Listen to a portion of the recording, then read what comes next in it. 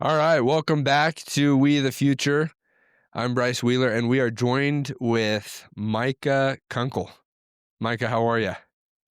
I'm doing good. Thanks for having me on. Of Appreciate it. course. Thanks for being here. Thanks for being a part of it. So, some of the viewers might know who you are, at least if they're paying attention on social media and a couple other sites. But tell us a little bit about yourself, your background, and how you got into just being a voice out there in politics and religion. Yeah, so you might have seen me on the Jubilee videos. I've participated in their debate series called Surrounded. I was in the very first one they ever filmed with Dean Withers, and I actually got to meet Charlie Kirk that day. That was really cool. Okay, cool. But yeah, so that's probably where you recognize me. A little bit about my background. I've been born and raised as a Christian, evangelical Christian, and my dad is an apologist, and so I was always raised with thinking about evidence and critical thinking skills.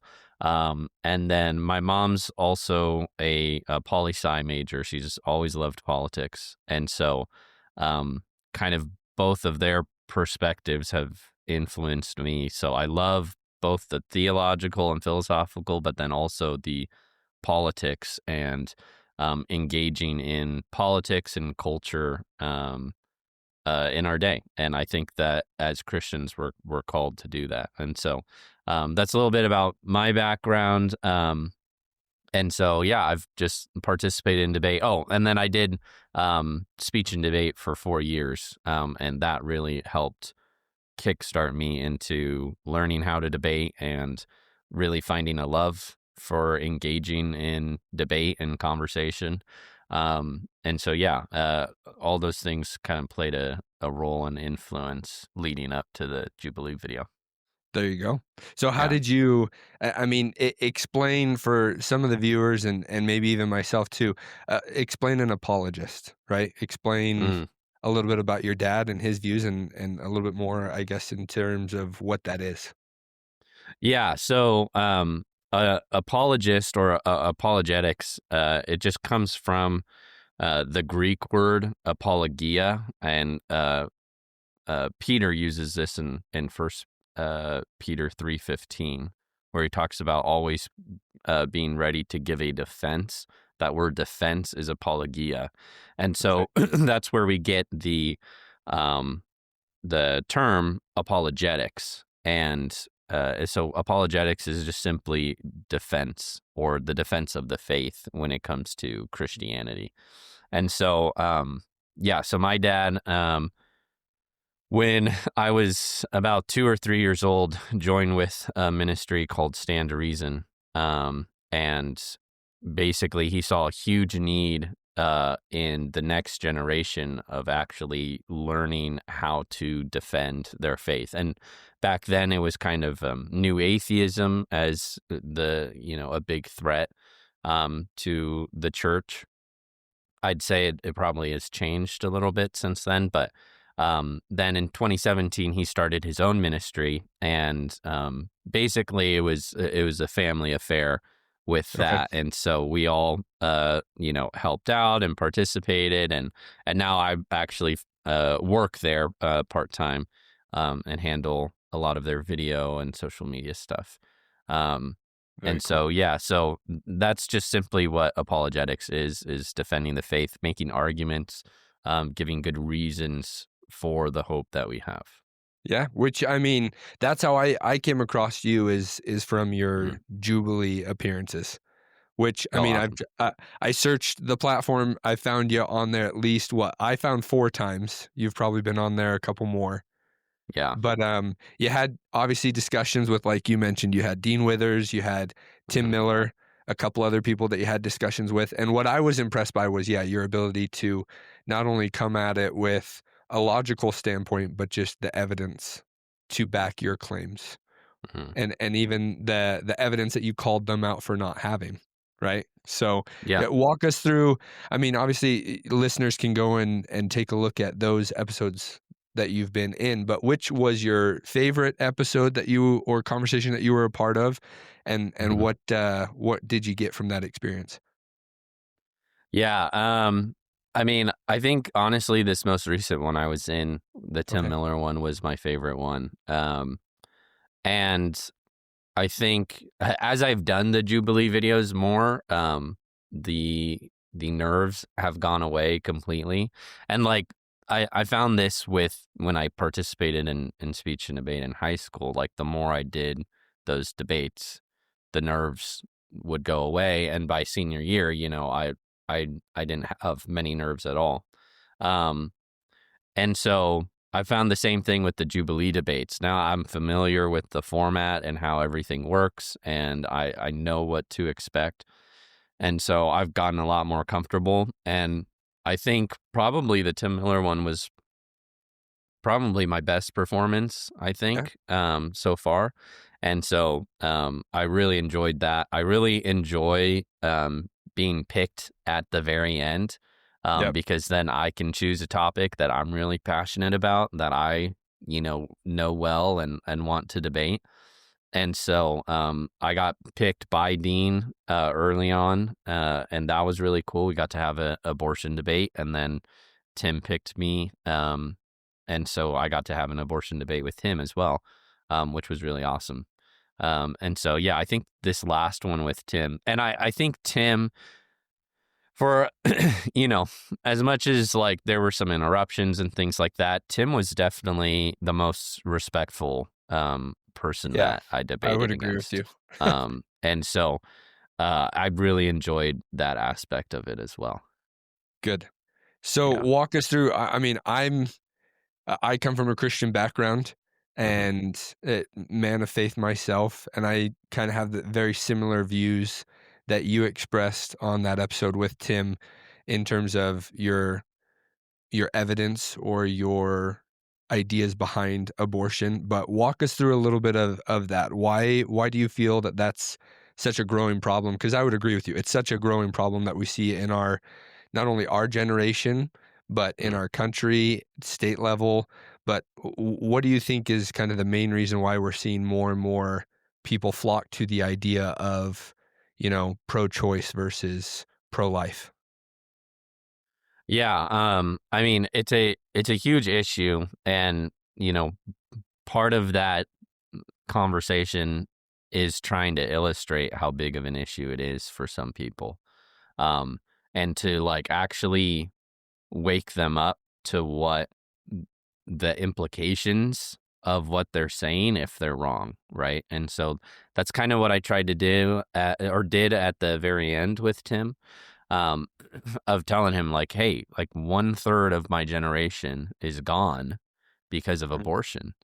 And, you know, if pro-lifers are correct, like this is one of the greatest moral tragedies, actually probably the greatest moral tragedy uh, of all of human history. And so um, it's something that definitely requires a lot of careful thought. Um, and you know, I think if you look, especially like at Gen Z and kind of how the demographics are playing out, I think you're starting to see a split in Gen Z. Like they're either very conservative or very liberal. Mhm. Um, and so like why are people, it's like especially like my generation, kind of attracted to the pro-choice movement? I mean, I think ultimately it comes down to sex and basically using abortion as birth control. I think that's a huge reason why. And um, I think there also is a lot of pressure too of if you have this kid, a lot of people will say your life is going to be ruined and, all this stuff and you're going to regret it and things like that. And I think a lot of times women are pressured into it based off of, things like that. And so, yeah, I think there's multiple different reasons. I think just people aren't aware really of what is actually happening when an abortion happens. They're not they haven't actually really thought about it very deeply, and so then you introduce them to, like, hey, this is what, you know, an abortion actually looks like, and it's tearing the baby limb from limb out of the mother, and it's crushing its skull hole and different things like that. um then I think it kind of awakes people's moral senses when that happens. And so I think there's a lot of different reasons for why someone might be pro-choice. But as far as like logically how the arguments go, I find a lot of the arguments very, very weak and not very substantive, Yeah. especially when it comes like philosophically down to a lot of the arguments that they have. Yeah, I would agree with you. I think one that we see a lot, and you've probably run into it with people when you've had these kind of discussions, is they'll have the idea of, okay, well, what about rape or incest situations Mm, and yeah. situations where they run into that. And I don't remember exactly where I saw it, but some medical doctor who was performing abortions for most of his professional career, he said that it's a very, very small percentage of abortions that he actually performed were in cases of rape and incest. Hmm. But I would agree with you. I think we're seeing a lot of the younger generation try to get around I mean, call what it is, the consequences from their actions. And so where do you feel like, maybe, specifically with abortion or just in general, where do you feel like that's stemming from, this idea of, "I'd love to just live my life freely without any consequence, without any risk, and if there is any risk or consequence that comes, I'll get to it when I get to it," kind of a laissez-faire style of Hmm. looking at it. Where do you feel like that comes from with younger generation? Yeah, well, I think we have just adopted in our culture just kind of this like postmodern relativism type worldview. And I think even Christians have adopted it in certain areas, um, to where, it's just like, hey, kind of live your own life, you do you type thing. Like, hey, I don't believe that, but you can believe it as long as it makes you happy, Yeah, type idea. And so that's kind of like the philosophy that undergirds a lot of these people's thinking about things. And it's the same when it comes to, morality. And I get these comments all the time on my videos of like, hey, if you don't want abortion, then don't have one, but mm, don't restrict a woman's choice to. And that's a very relativistic way of thinking about the issue. Um, because ultimately, and I mean, for those of you who don't know or aren't familiar with relativism or postmodernism, it's just essentially this idea that morality or even truth itself is just subjective, that it's dependent on the person and not some sort of objective reality. And so when it comes to, yeah, like abortion, a lot of people will think, well, yeah, it's up to me. I'm the subject. Morality is dependent on you, and so you decide what is moral and what's not moral. And so, if you want to decide abortion is immoral, that's okay. That's totally your choice, but you can't interfere with my choice as well. And so that's kind of where I think this idea is coming from. yeah. What do you think would be your solution for all of this? Obviously, there's the arguments that is, you Hmm. know, it should be a national level decision.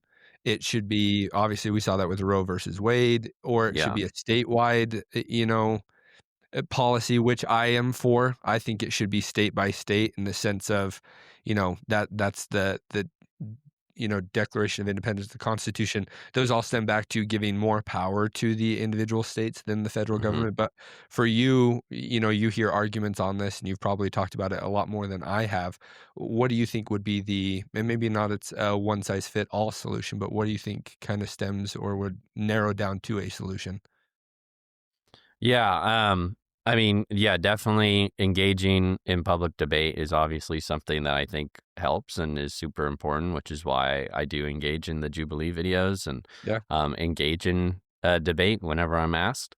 Um, but yeah, I mean, I think like it's about making it relevant to people as much as you possibly can. And so whether that's through like rhetoric of like, yeah, 1/3 of my generation is gone, or like these millions of people are dead, if I'm correct, or whether it's through like just attacking that relativistic foundation.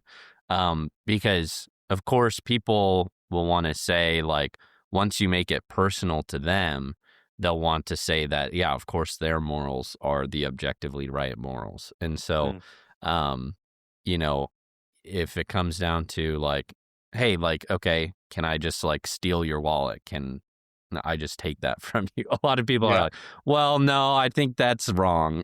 It's like, okay, well, yeah, because now it's affecting you. it's And personal. so Yeah, showing how that's not consistent.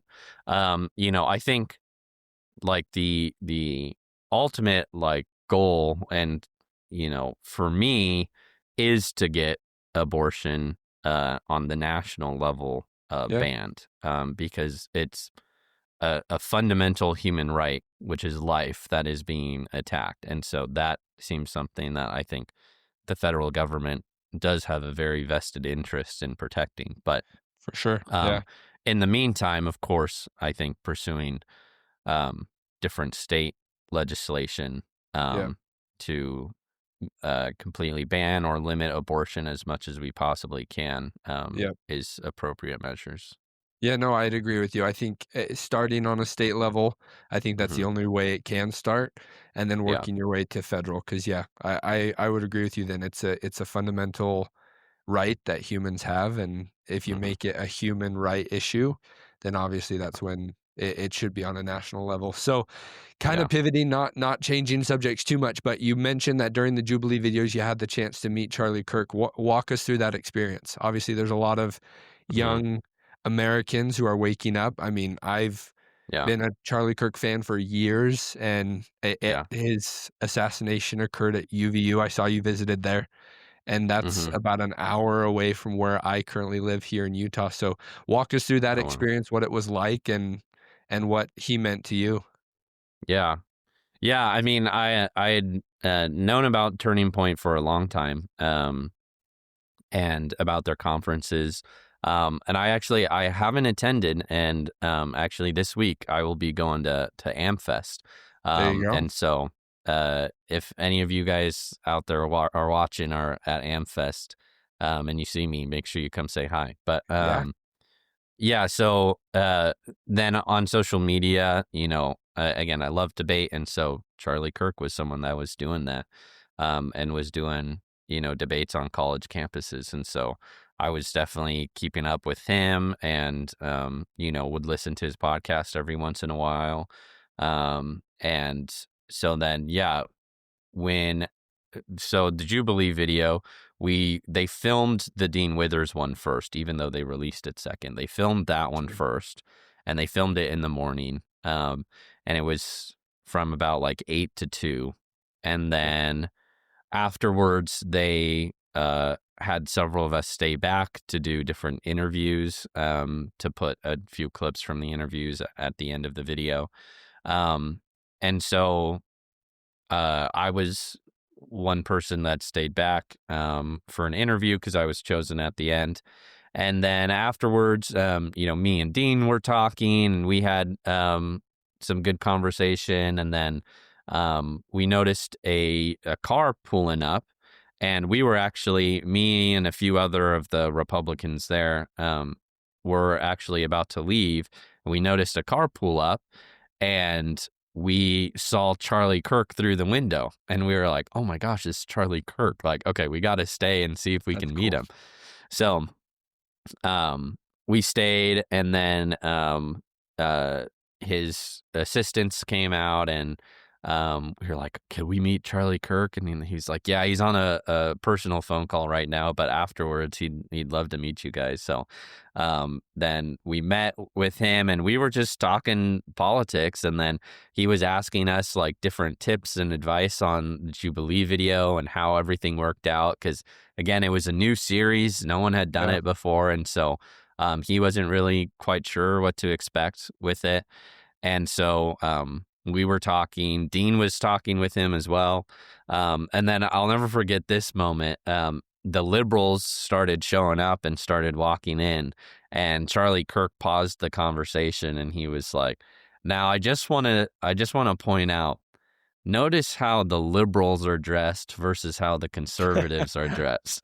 And he was like, "I'm not saying they're dressed badly, Yeah. but it's interesting how politics have also become aesthetics." And I was like, Yes. "That's a really interesting point." And I mean, I think largely it's true. But um, so then, yeah, then the Jubilee producers finally grabbed him and then kicked us out. Took And him away. so, yeah. And then he did his Jubilee video. So, yeah, it was a really cool experience. I'm happy to meet him and grab a selfie with him. That was really cool. And then, so yeah. And then after that, been following him pretty closely, watching his debates and watching his videos. And so, yeah, I was very sad.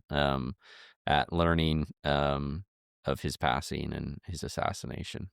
For sure. Yeah. I think there's a lot of tons of people who were saddened by it. Why do you feel like Charlie Kirk had such a I mean, he has, and the argument can be made, he still has such a Mhm. profound impact on, younger generations, our generation. Why do Yeah. you feel like that's the case with somebody like him? Yeah, I mean, I think he was a very likable guy. He's a very likable guy, very nice guy, and I think he engaged in debate respectfully, Yeah. and that was a huge thing for a lot of people. It didn't feel like he was engaging in shouting matches or anything like that. Um, that no, he actually engaged in debate and that he actually cared. Like, yeah, I think that really comes across in a lot of his debates that he actually really does care about the other person that he's debating, Yeah. and wants the best for them. And so I think that came across in his videos, just the care that he had, the respect that he had. But he also didn't just, have care and respect, but he also brought facts and he brought good logical arguments and good evidence. And that's a huge thing Yeah. for people, is not just, the feelings that you get, but also the like hard evidence and like you actually have arguments to back up what you're saying. And Yeah. so I think Charlie Kirk did a good job of both of those things. And I think that's why a lot of young people loved him, and he would interact with young people. I Right. think sometimes we have this view that young people just aren't as smart, or they're kind of dumb, and and so they still have a lot to learn. And of course I do have a lot to learn, but um that is almost used as an excuse to either like dumb things down or to not engage with younger people. And um Charlie didn't believe that at all. and Yeah. and Charlie engaged with young people on purpose. And I think, and he really raised the expectation for young people. And so I think a lot of us respected him for that as well. For sure. Yeah. I mean, he was somebody who, like you said, was debated in such a prolific way that it was, respectful, but also very fact based. Yeah. But yeah, I would agree with you. I think that's something where, whatever the legacy of Charlie Kirk ends up being, because obviously there will be a legacy. I think that's the one thing he will be known for is Mhm. the fact that the younger generation he really played into the idea and the truth, which is, we're going to be the ones that are going to eventually take over this country and this nation and the politics and, in various different professions. But, finding a voice sooner rather than later, I think was his biggest point with the younger generation is you gotta become involved now. Even if it's Yeah. just you're knowledgeable on subjects and you're not out there like you and I, putting ourselves in the limelight and doing things like this. Yeah. Regardless of that, as long as you're being educated, I think that's the most important thing that Yeah.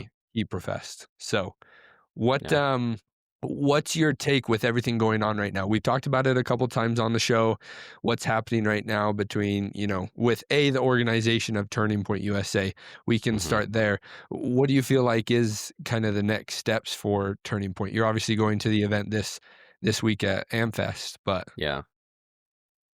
Yeah.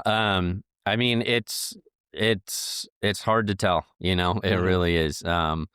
You know, I love Erica. I think she's an amazing woman, and the fact that she's able to forgive Tyler Robinson was incredible. That was an incredible moment at the memorial, Yeah, agreed. which I was privileged to be able to attend, and so Okay, you were um, there. That's cool. yeah, yeah, it was incredible experience. But I don't know if she is the future of Turning Point. I think I want her to always play a role in that, but as far as like who is the leader, I'm not quite sure. Yeah, So we'll see. Definitely part of Turning Point's mission has got to be, continuing what Charlie did produce in his lifetime, continuing to spread that and post that and repost that and things like that. And so, um, yeah, but I don't know. It'd be it's a tough position to be in. it is. And it's that's part of why it's so tragic is because he was so young, and Mm. obviously when you're that young and you have that organization, you aren't necessarily thinking about, okay, who's going to take over, Yeah, the natural. when I die, yeah, like Yeah, who's naturally going to be who step up. And so, yeah, I don't know if it's someone within Turning Point. But as far as like, outside of Turning Point, um, who's going to, you know, lead the conservative movement. It's kind of interesting. We're kind of having a conservative we are, yeah. Republican civil war right now, Yes, kind of yeah, over that. And so it'll be interesting to see who kind of wins that, or yeah. whether we stay divided. Um, Yeah, and I would love to ask you too, because and my perspective completely or could be completely different than yours. There's, mhm. like you said, I think that's a beautiful way to put it. Beautiful but scary way to put it. There's a huge Yeah, divide right now happening in the Republican base, yeah, and there's people out there. I mean, you probably scroll through your social media feed, and it may look different than mine, but people out there saying, the whole reason why we're going through this is because of what happened to Charlie Kirk, his assassination, and people like Candace yeah, Owens that are investigating or, trying to find answers, or, other people like there's obviously the Nick Fuentes, who's out there, you yeah, know, some people might argue who took over the views or not views, but took over for Charlie Kirk because of such a big, mass following that he has. But what do you feel like is the main reason why, young conservatives or just the conservative party is looking or having this divide? yeah. I mean, I think partly it's because of the reaction to the left. Mm, And so the Democrats kind of went full crazy over here yeah, with, their critical race theory, and basically, their critical theory villainizing, white people, and specifically white young men. yeah, And so I think what we're seeing is the reaction to that, which is kind of a pendulum swing, unfortunately, uh, which is the Nick Fuentes crowd. And yeah, so I'm very much a believer in the horseshoe theory, Yep. That there's kind of the extremists you have up on top, and they actually agree a whole lot on a lot of things. Yeah. They're just on different sides, and they're actually closer together than they are to the more traditional conservatives or traditional liberals. Yeah. Um, so yeah, I mean, I think we're seeing that divide because just a full out reaction to the left, which I totally understand. Like, I'm a young white male, and so I totally get that. You already I have enough totally you already have a big enough target on yourself. yeah, I As would totally I, right? understand. Same Yeah. situation. Yeah, so I totally get where they're coming from, but I think especially with Christianity as driving my worldview, um, you know, we're also called to follow the teachings of Jesus, and Yeah, I don't think Nick Fuentes is following the teachings of Jesus. I would agree with It you. Yeah. in my in my opinion, it's really hard to watch a show of Nick Fuentes, just one show, and come across thinking, yeah, that's a Christian man. He's constantly cursing, constantly making crass jokes, constantly saying, some pretty, I would say, racist I'd agree. Yeah. and misogynistic things that devalues women, and so yeah, and so, but that's kind of unfortunately the culture that we live in, where um, you know, our instinct is to go to the radical position and Yeah. to fight fire with fire, and that's definitely, I think, why young men are drawn to that. And so, I think what we need to do as a church and as Christian men is offer the alternative, the sort of the more middle ground of like, hey, like you don't there's not it's not a dichotomy, right? You don't Yeah. have to choose this craziness or this craziness.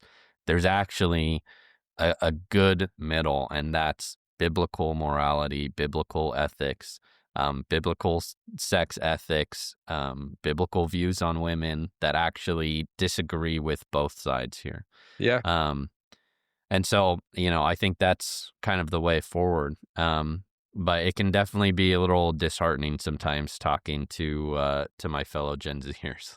Yeah, I'm sure. And I think because one of the many reasons why I started this whole I call it a passion project. It's growing Hmm. into something a lot more. It obviously influential people like Charlie Kirk. I grew up, and I might be a few years older than you are. I'm 29, so I don't know Mm. what generation I'm a part of. I'll be honest, I forget quite often. So maybe you can help me Yeah. out. But I grew up listening to, Rush Limbaugh with my father. That's kind of where I Mm. really got into politics and started to develop a love for it. And then Yeah. that grew into kind of the natural succession into the Glenn Beck era, and then Okay. eventually into, the Charlie Kirk, time frame. Yeah. Overall, all men of faith, but where do you find solace, or what do you find to be the biggest thing that ties you back to your faith, especially in the Hmm. world that we live in with all the craziness that we experience? Yeah, I mean, honestly, it's my local church.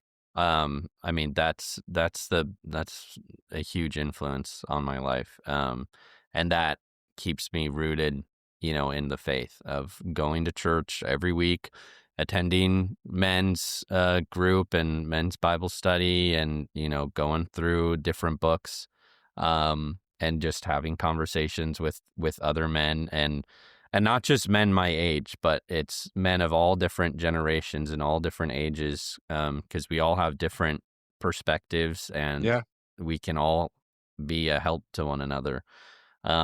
And talking to older men, and getting advice from them, and just hearing their uh, what they're going through in their life. Those things are all very helpful at bringing me back to Christ. And yeah, I can't emphasize what I think is the importance of attending a local church. every single week. And because, I'll just be completely honest, very inconsistent with, my own personal Bible study and devotion. And it can definitely be a struggle, especially with Yeah, life. Things come up and then you get out of the habit and then you've got to work really hard to get back into it. And so that's where having Sunday mornings on the calendar every morning, that is completely, sacred. Nothing touches that. Almost non-negotiable. nothing touches. Yeah. Yeah. Almost a non-negotiable. Um, I think that's so important to have in someone's life to keep you rooted and back in um, God's word and God's truth. Yeah, I would agree with you. I think that's, um, I would love to see. I mean, Tim Miller brought it up during your debate with him, where he Mm, mentioned that, we don't live in a Christian country anymore. We yeah. don't have, those Christian values aren't really, I won't say noticeable, but they're not really right in your face as they were Hmm. during the foundation of America. But I would Yeah. agree with you. I think that's the one thing that we have to have a more Christ-centered life. And if everybody lived that way, obviously we would see a lot of problems that we're experiencing or plaguing our society would go away. Yeah. But for you, and I think that's a great point, is, finding those non-negotiables and making sure that you're making time for, faith and the gospel and, God and Yeah. Christ. I think that's super important. So Yeah. I'm curious to get your perspective, because we recently had a Christmas party with a couple of our couple friends that Nice. we get together often. Yeah, always a fun time, Christmas holiday, and Yeah. that whole season. It's busy. I'm sure it is for you as well. Hmm. Um, but as natural, segregation happens, the women start to talk about something and the men start to talk about something. And we got Yeah. on the subject of, what do we do? We live in a world, we live in a Mm, country where, and here in Utah, we don't experience a lot of issues that might be, really big fundamental issues on the East Coast or West Coast or in bigger cities. But mm, they asked me, because out of the 3 of us, I'm kind of the more political, outspoken because of this show. But their question was, what do we do? What's the advice, or where do we go from here? Obviously, we're not gonna, for lack of better terms, maybe it's too soon, from January 6th, storm the Capitol, take over our yeah. republic, and, make a huge difference or a huge change, root out evil from where it's hiding. But in your opinion, where's the place that we can at least start, especially as the younger generation who's coming to realize pretty soon we're gonna have to be those older people that people look up to, and the ones that are in those, powerful positions. What's your advice, or what's your stance? Yeah. I think you just start with who you know. And I think, there's only so much impact even someone like Charlie Kirk could have on people, that, the main way that people come to different opinions is through multiple conversations with different friends and family. And so, I think you have your own circle that you can influence.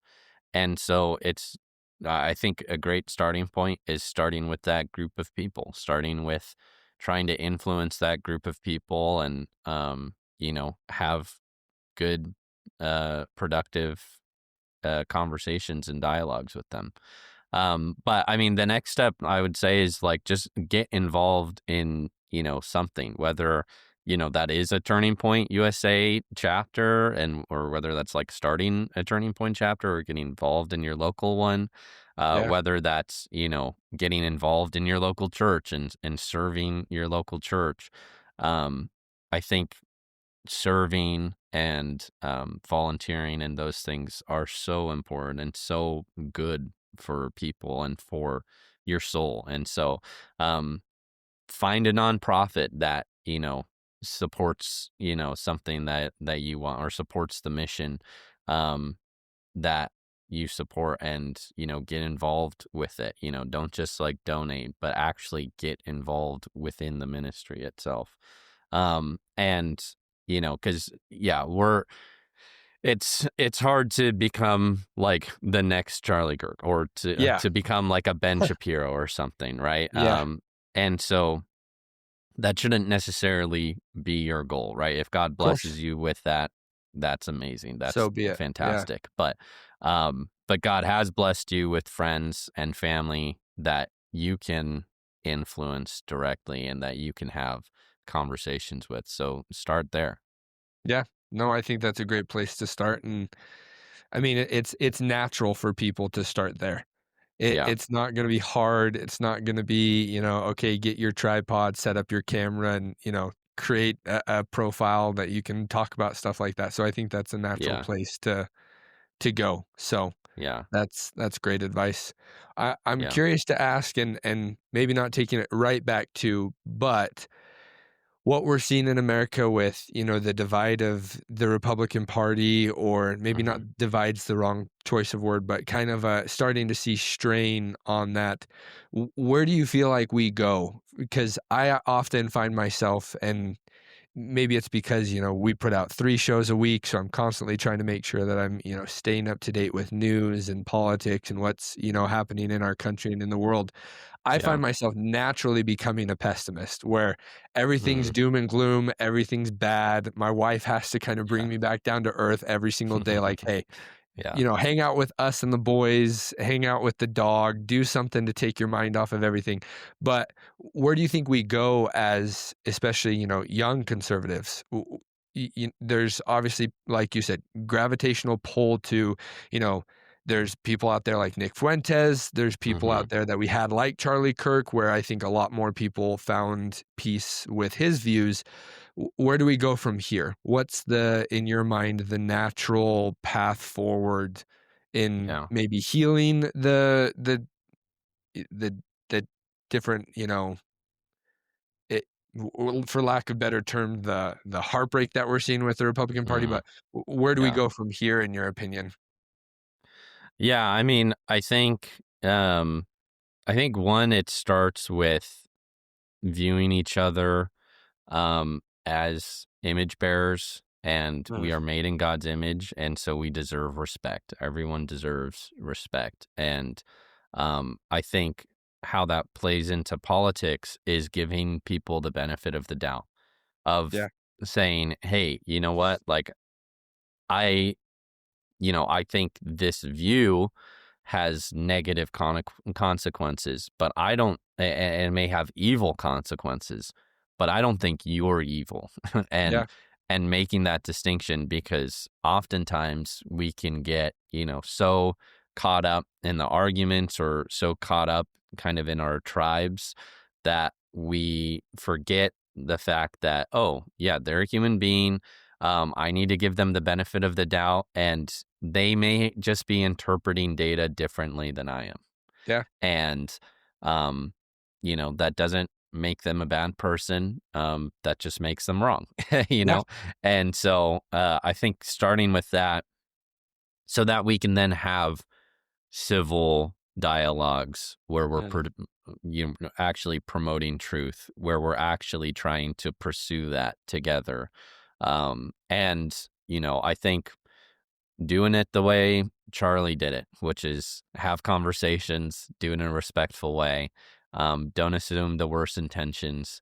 Um, Whether, it's sort of the pro Israel side, don't assume that the other side is just all hate Jews and they, yeah, are all misogynistic.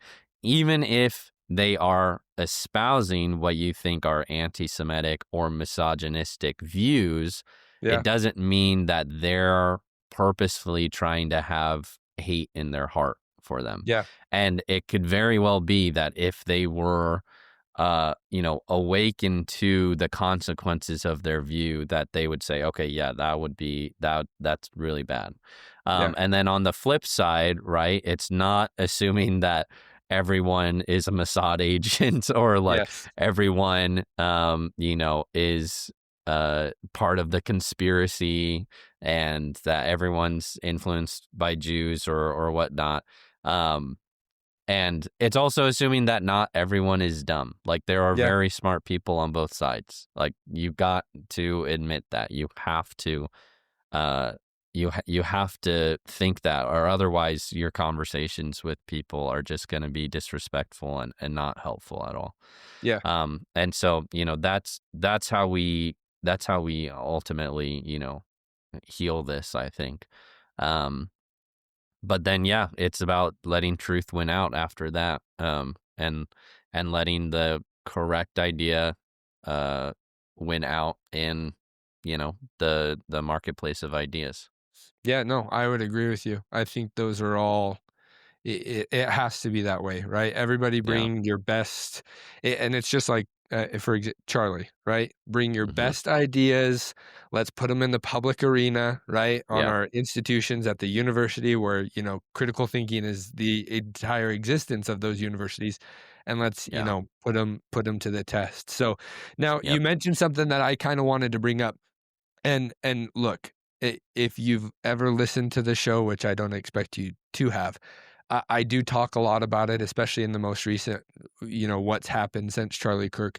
But Israel Hmm. seems to be a very hot topic, Yeah. especially among, young conservative individuals and people.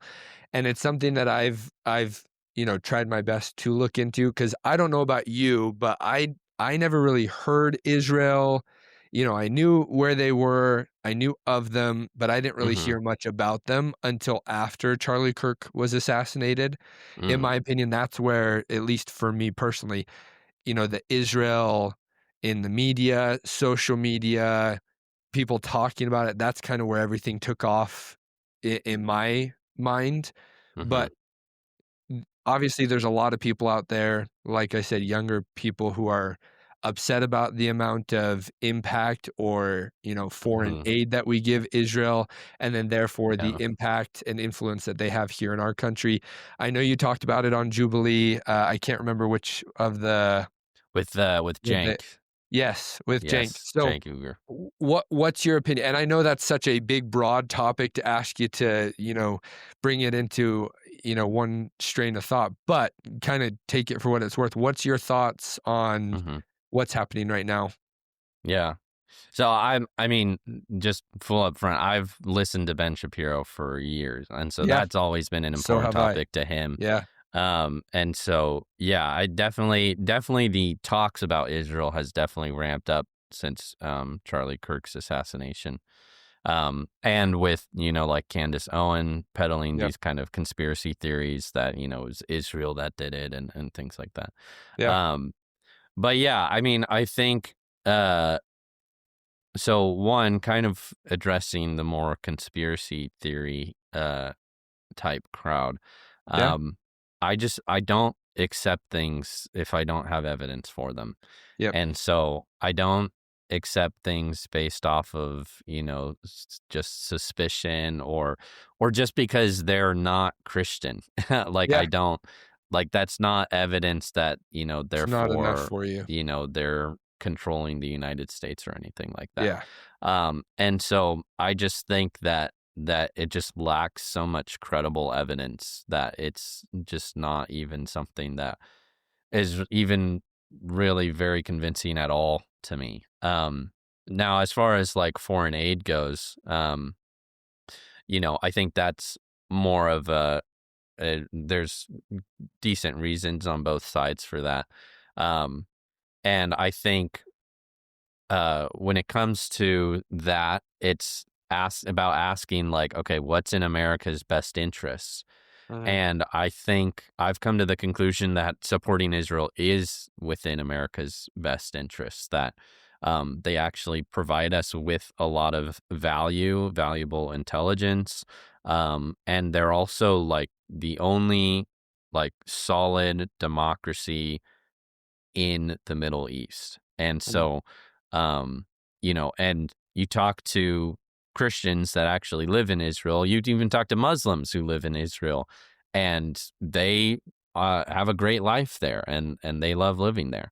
And so, I think it's important to have that beacon of democracy in a region that, one, not only like for the most part, hates Jews, but two, also hates Christians, and three, hates America. I mean, I think we've quickly forgotten 9/11 and the implications that that had.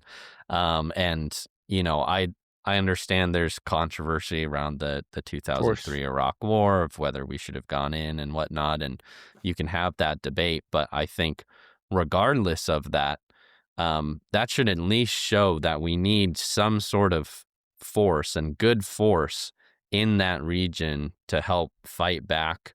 What I would say are forces of evil Mhm. that are terrorists. And, just like recently in Australia, we had that unfortunate mass shooting. Yeah. And it was done by radical Islamists that come from the Middle East. And so that's a huge to have an influence in that region. And so I totally think it's within the United States interest to have them as an ally, to support them, and to support their existence as a country. Yeah, and I would agree with you to a point. I think, having allies is a good thing. I think it's something that every country, especially if you're going to be one that, is as big and has a big influence like the United States does. I Hmm. kind of come from it from the side of I'd love to see way more, money being put back into America to benefit maybe a little bit more clearly American lives. And I think, Yeah. if we're going to support Israel and if we're going to provide, financial aid to them, I think that's something that if we feel is in the best interest, okay, go ahead and do it. I just think a lot of people right now are just kind of seeing how much money, right? Like Yeah. tail end of last week, we've seen it again. A big bill comes up, and after being told by President Trump that you know the entire idea of, I'm trying to remember exactly what he said, but how he's talking about the idea of affordability as a Democratic hoax and all of that. Do you need to take that? I'm sorry. Yeah. Can I take that real You're quick? good. Yeah, take it. You're good.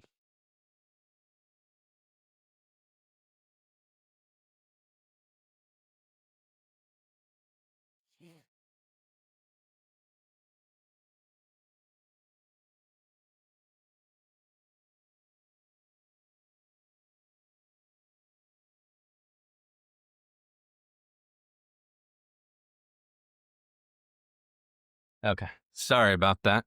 You're good. It's Don't just a apologize. package. Gotta love it. Time of the year. Yep.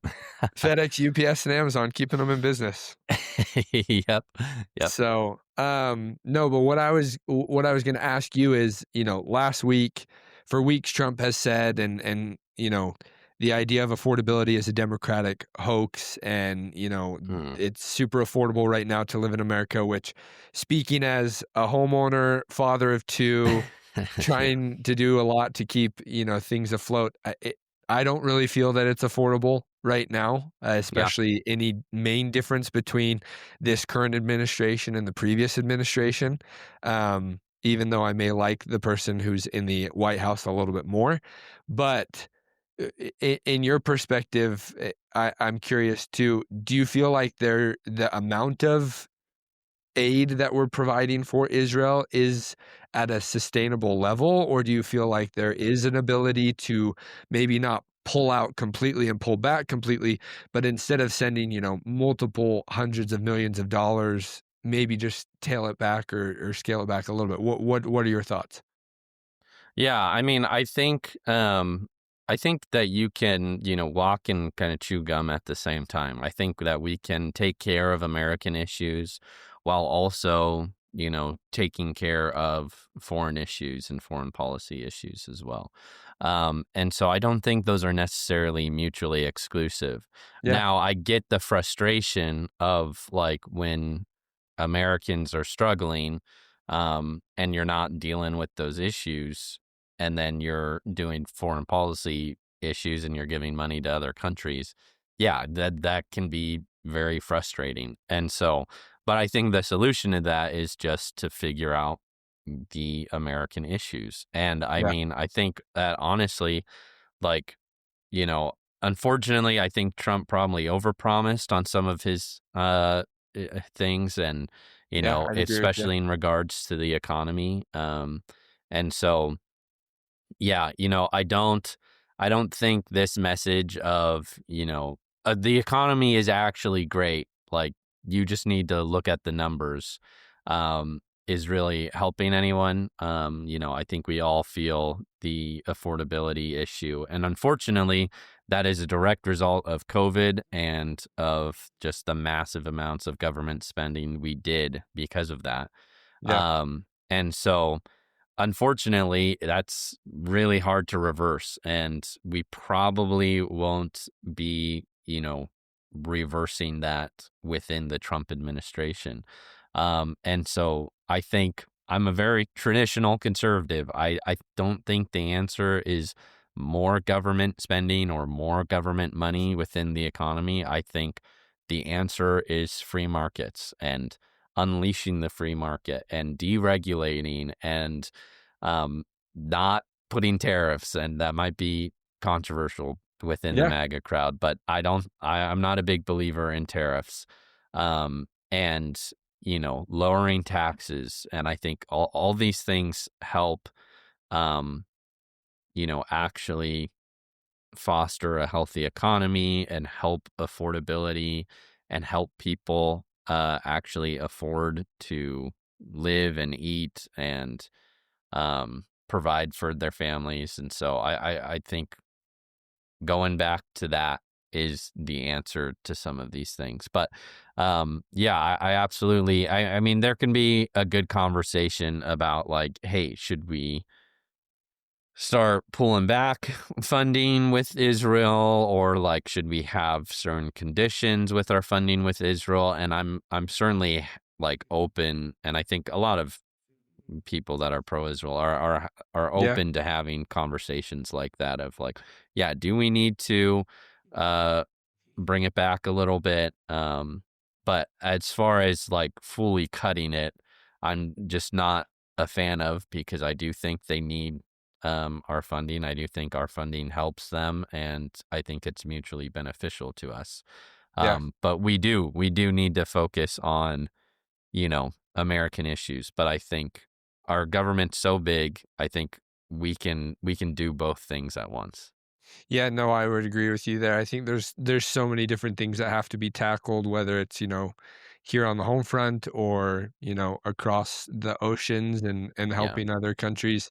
What's kind of your thoughts with, and I know you said, look, we talked about at the very beginning of this, you're somebody who likes hard evidence, who likes facts. You're somebody who's an apologist. Make sure all of that's in line before you ever maybe even consider sniffing an idea.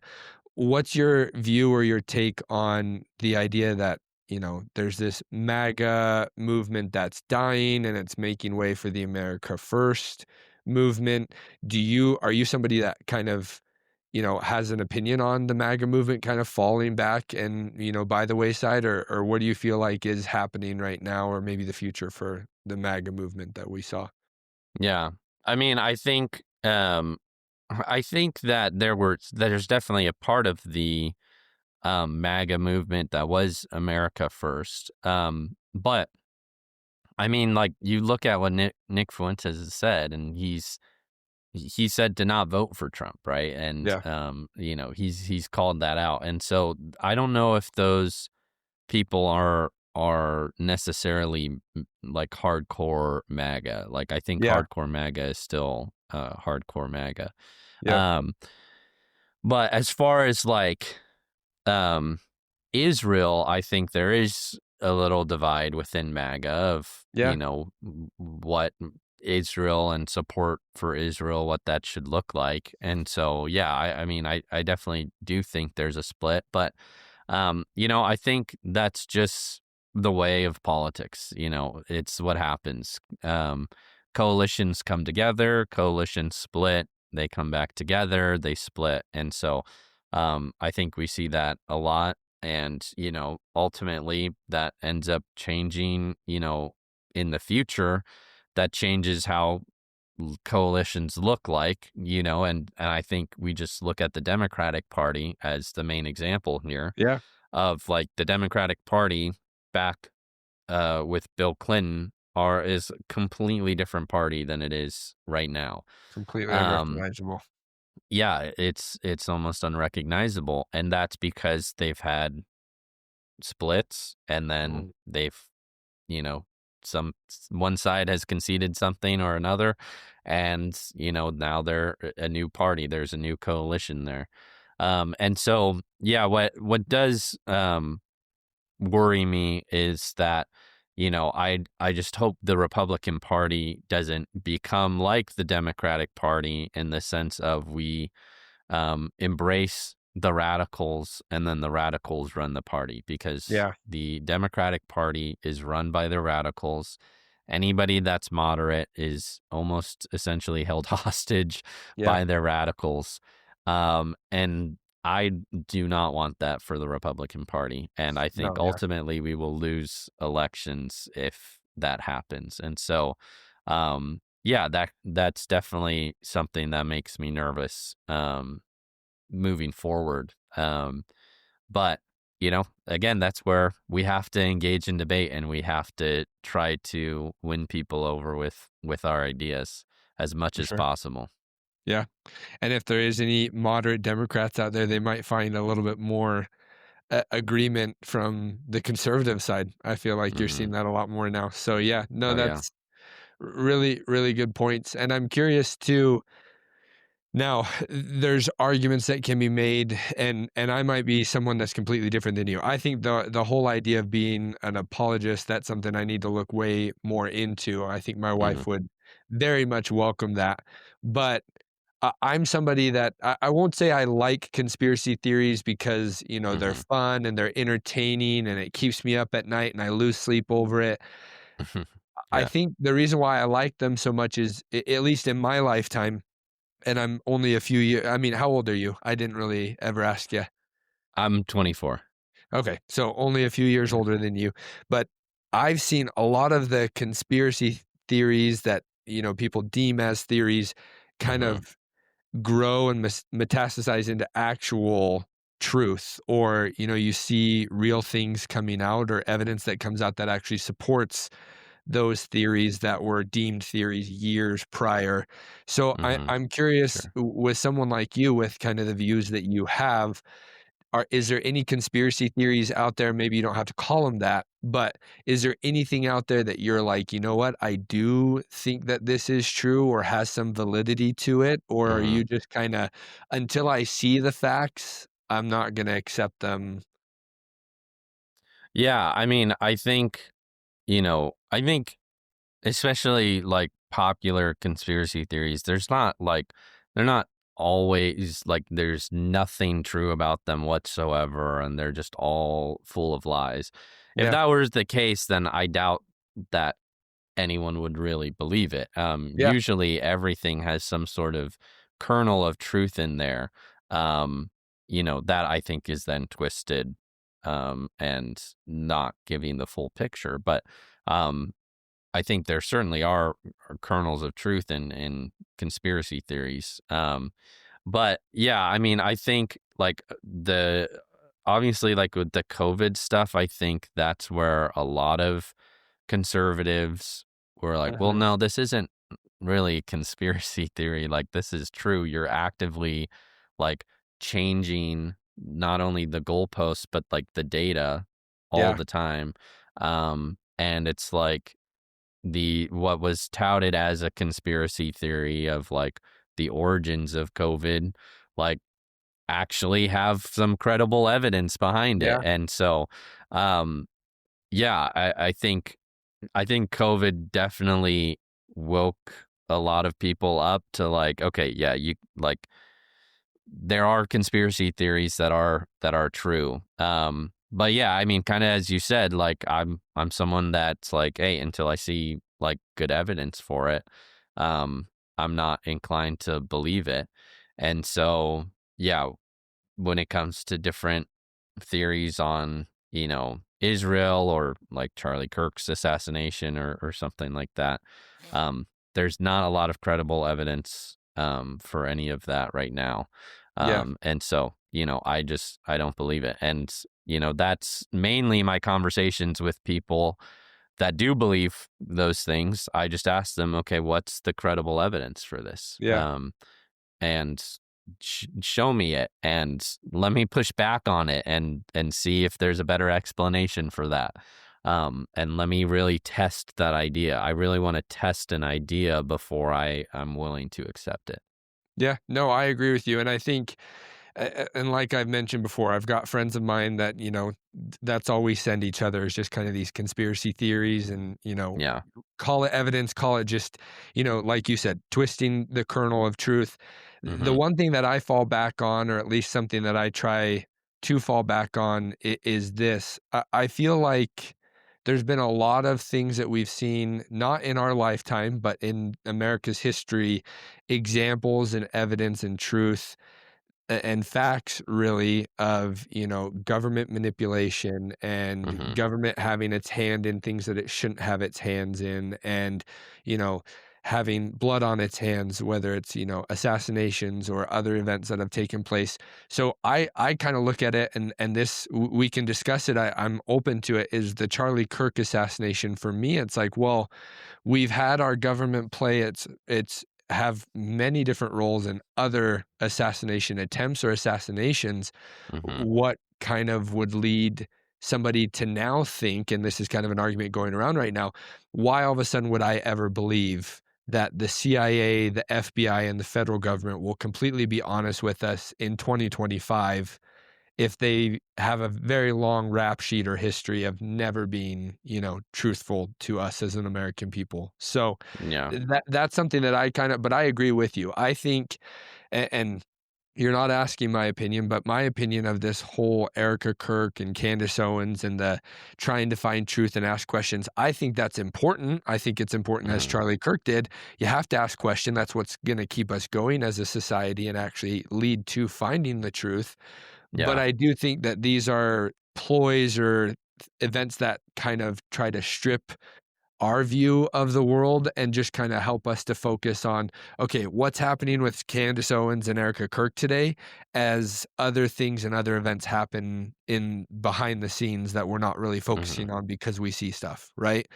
So, but what kind of things have you seen yourself that help you maybe decipher, but just go, okay, I don't really want to feed into this, even if it might be tempting. What are kind of truths that you stand by? I know we've talked about a few of them that kind of help you not buy into a conspiracy theory, or at least look into it with critical thinking glasses. Yeah. Yeah. I mean, I think, just starting off, like, yeah, I think there should probably be a conversation had of, like, okay, how involved was the government actually Mm. in some of these assassinations and different things like that. And um just because they may have been involved in some sort of way doesn't mean that they were completely the For sure. masterminds behind it and things Yeah. like that. um and then I think also just like, just kind of like learning basic logic and how arguments and syllogisms and logical fallacies work are really important, because you know just because the government was untrustworthy or was involved in this one, that doesn't actually mean that it was involved in the next one. That Sure. doesn't logically actually follow. Yeah. And so you need more evidence than just, oh, the government was involved in this. Yeah. You need more evidence to say, no, it was actually involved in this one as well. Now, what I will say is saying the point that the government was involved in these other things is certainly a reason to say, okay, we need to look into this, that we Yeah. shouldn't just take what they say, as full truth. But what doesn't follow is that what they're saying is a lie. Yeah. That would be fallacious. That would be fallacious reasoning.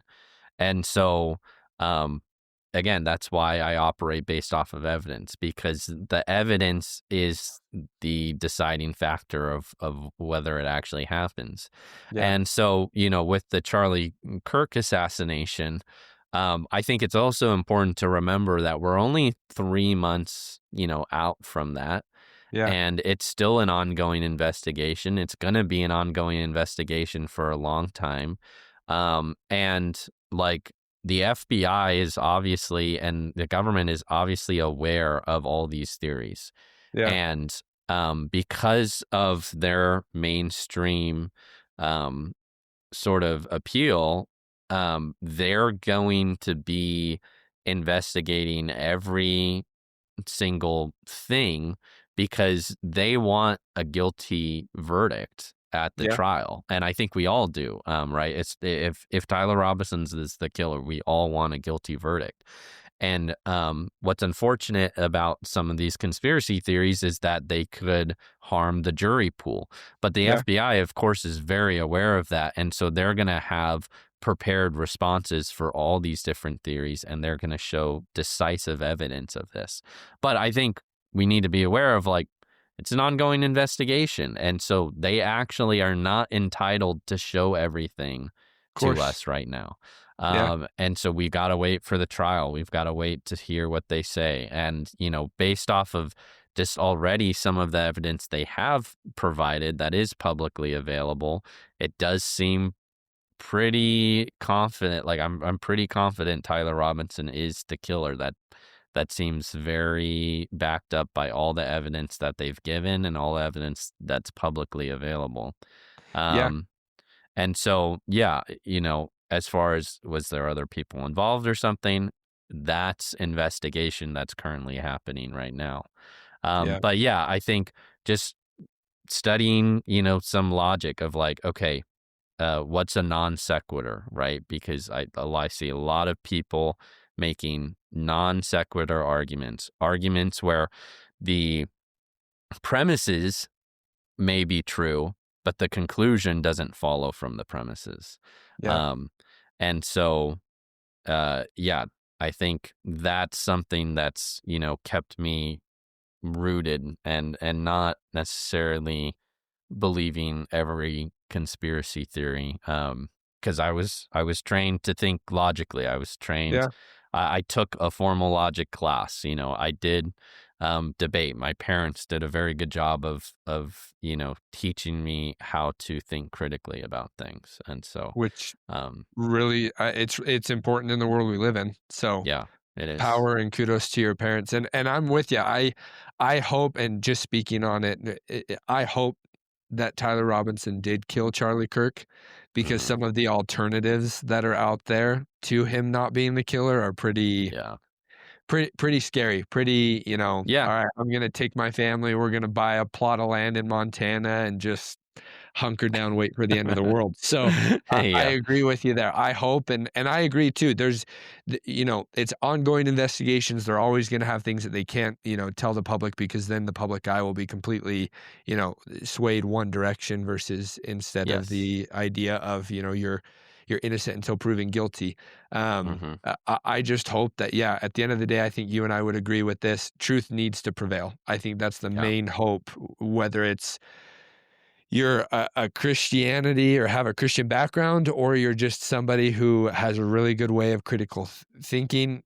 We just want truth to prevail, especially in the yes, country that we live in, because, yeah, these are very difficult and trying times, and ones hmm, that, hey, we're here on earth. We've been held back for these generations for a specific reason. So yeah, I think it's all good points. So, yeah, well, I appreciate the time you've given us, and the ideas and the thoughts that you've portrayed. I think you've got your head on straight, which is always great to see. Other people out there that thanks. that have that going for them. But what are kind of, I like to ask these questions. What are kind of your goals, right? You Hmm. spoke earlier, the next Charlie Kirk, it's going to be very difficult for that to happen. It kind of has to happen naturally, or else I think a lot Yeah. of people are going to see through the fog, or what's trying to be pulled over our heads. What are your Yeah. goals? What are kind of the next things that we can expect from you?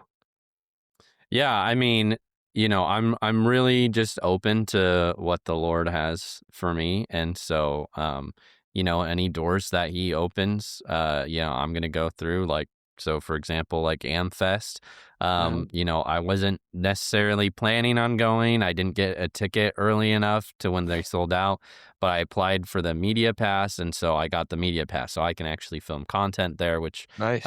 will be great. And so, yeah, I think it's just, following the Lord's direction. I have a passion for debate. And so I'm always going to try to be involved in debate in some sort of way. And I think for right now, it's about growing my business that, I am currently running, but also on the side as much as I possibly can, um, produce content and engage with people. And so, yeah, I mean, I'm very open to what God has in store for me, but I will continue to, speak out on issues that I think are important and produce content as often as I can. And, try to be an influence in a dark world, in a dark culture, and try to help people think more critically about these things, and hopefully persuade them to not just my side but to the Lord's side. And so yeah, those are kind of my plans for the future. But whether I get popular or not, I guess we'll see. It's all in the Lord's hands. So Yeah. I'm open to whatever He has for me. Well, they always say, right, that the adage is true. If you make a plan, the Lord laughs at it, right? So Yeah, it's always up to Him. So, well, where can yeah, people find you? How can they support you? Obviously, if yeah. they're at Amfest this week, find you, see you, say hello, talk with you. But what are other ways that listeners can support you? Yeah, so you can follow me on like basically any social media. If you just look up Micah Kunkle, Micahkunkle. So I've got Instagram, TikTok, Twitter, Facebook. You can find me on all of those. And then on YouTube, just yeah, Micah Kunkle as well. And so yeah, I occasionally do some TikTok live stream debates, Okay, where I'll debate people on abortion. And so, yeah, as far as supporting me, just give me a follow, share my posts, like my stuff. That's always appreciated. And then I would say also you can check out my dad's organization that I work for, Maven. You can look at their website, maventruth.com. And on social media, it's We Are Maven. okay, And so, yeah, so I'm getting involved with them, and I obviously work for them as well. So, as I mentioned, so yeah, those perfect. are the two ways you can support me in what I'm doing. Okay, love it. And I'll have you send those over to me. We'll have them linked in the description wherever Yeah. people are viewing or listening to this, so that way they can find you and your organization a little bit easier. But other than that, Micah, appreciate your time, appreciate what you're doing, what you stand for, and appreciate you coming on the episode today. Yeah. Thanks so much for having me. I appreciate the conversation. It was a good Of one. course. Happy to have you on. So, yeah, for those who listened in, obviously like and subscribe on our platforms. We'll tag Micah in all of these so that you can find his social media accounts a little bit easier. But as I always say, ending every episode, we are the future, and it's one that we'll build together. So hopefully you have a great week, and we will catch you next time. Okay, man.